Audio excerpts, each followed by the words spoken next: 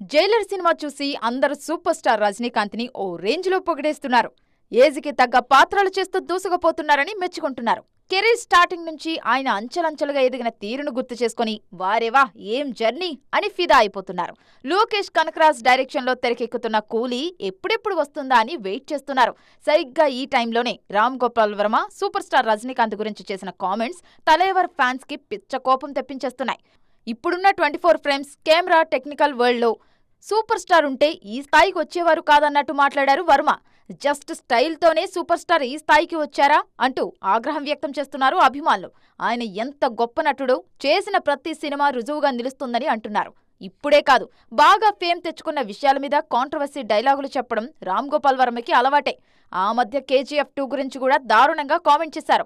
15 నిమిషాలు కూడా సినిమా చూడలేకపోయానని చెప్పారు. బాల్కనీకి వచ్చి ఊపిరి తీసుకోవాల్సి వచ్చిందని, యోగా చేశానని, ఆ తర్వాత షవర్ చేస్తే ఎప్పటికో కుదుట పడ్డానని అన్నారు. ఈ విషయాన్ని కూడా వైరల్ చేస్తున్నారు ఫ్యాన్స్. ఫేమ్ ఉన్నవారి మీద ఇలాంటి మాటలు విసరకపోతే తనని ఎవరూ పట్టించుకోరనే ఉద్దేశంతోనే వర్మ ఏదో ఒకటి మాట్లాడుతుంటారని విమర్శలు గుప్పిస్తున్నారు అభిమానులు.